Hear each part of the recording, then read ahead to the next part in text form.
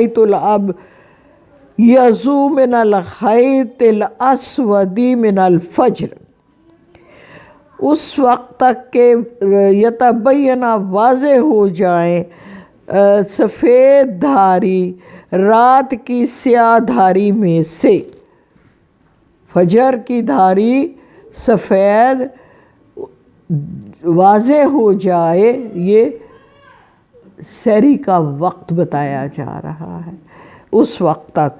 ثم اتموا الصیام الی اللیل، رات تک پھر روزے کو پورا کرو۔ ولا تباشروہن، پھر تم نے مباشرت نہیں کرنی۔ وانتم عاکفون، اس وقت جب کہ تم حالت اعتکاف میں ہو، فی المساجد، اور مسجدوں میں ہو تو پھر مباشرت نہیں ہو سکتی۔ تلک حدود اللہ، یہ اللہ کی حدیں ہیں۔ فلا تقربوہا، ان کے قریب بھی مت جاؤ۔ تقربوہا، تلک حدود اللہ فلا تعتدوہا، یہ اللہ کی مقرر کردہ حدیں ہیں۔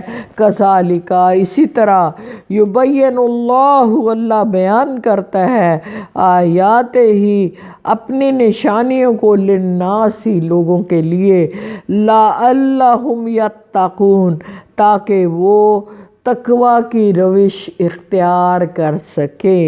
ولا تاکلوا، اب دوسرا حکم آ گیا، نہ کھاؤ تم، تاکلوا اموالکم بینکم بالباطل، آپس میں ایک دوسرے کے مال باطل طریقے سے، وتدلوا بها الی الحکام، اور اس کو ذریعہ نہ بناؤ حکام تک پہنچنے کا، گویا رشوت حکام تک پہنچنے کا ذریعہ نہ بناؤ پیسے کو، گویا رشوت نہیں دینی۔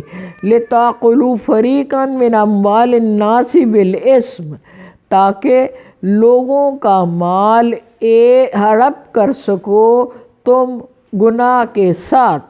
وَأَنْتُمْ تَعْلَمُونَ، اور تم جانتے ہو یہ سارا کام غلط ہے، پھر بھی کرتے ہو۔ یہ نہیں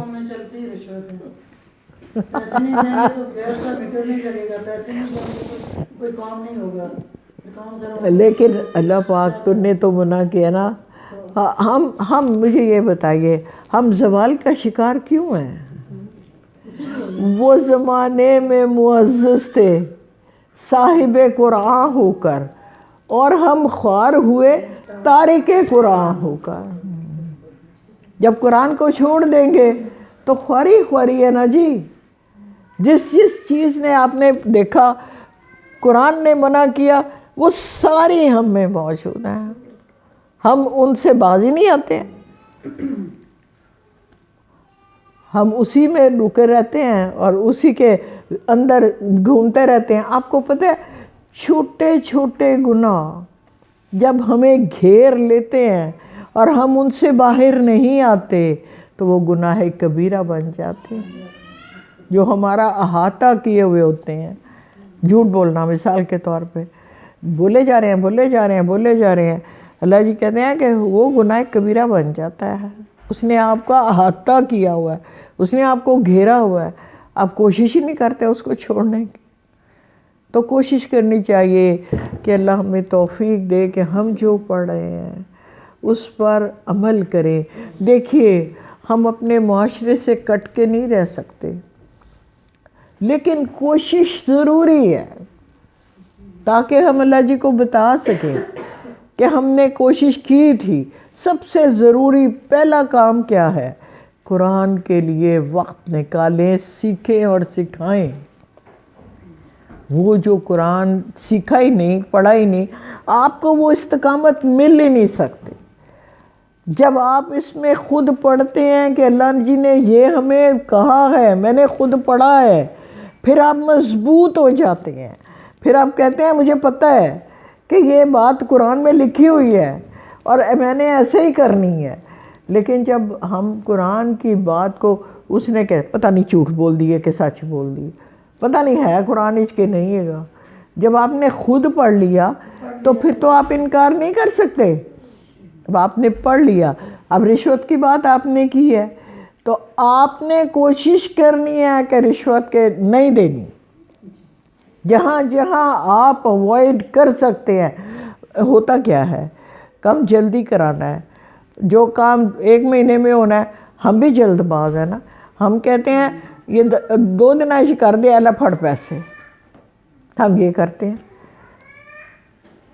اور انگریزوں نے یہ سارے مسلموں کے رولز بنائے ہوئے ہیں، ہاں ہاں، تو اللہ جی کیوں نہیں انعام دیں گے؟ جو اللہ کے حکموں پہ چلے گا، اللہ ویسے آخرت میں ان کا نہیں ہے حصہ، لیکن دنیا میں تو اللہ پاک کہتا ہے میں دوں گا، متاع حیات جو ہے وہ تو میں کافروں کو بھی دوں گا، اور جب وہ اصول اپنائیں گے تو یقینی بات ہے کہ وہ زیادہ دے گا، قدردان ہے وہ رب، آپ کے عملوں کا قدردان ہے۔ سورہ الکہف میں اللہ پاک کہتا ہے لا نضیع عمل احسن، ہم کسی کا احسن عمل ضائع نہیں کرتے، تو وہ رب قدر کرنے والا ہے آپ کے احسن اعمال کو۔ اور ہم اللہ جی نے ہماری کامیابی تو نہیں دیکھنی، اللہ جی نے کیا دیکھنا ہے؟ لیس الانسان الا ما سعی، آپ نے جو کوشش کی تھی اللہ جی نے وہ دیکھنی ہے۔ آپ کلاس تک آئے تھے کہ نہیں آئے تھے؟ آپ نے بازار جانا ضروری سمجھا کہ کلاس میں آنا ضروری سمجھا؟ آپ نے اور کوئی کام کو امپورٹنس دی یا آپ نے کہا کہ کلاس زیادہ ضروری ہے؟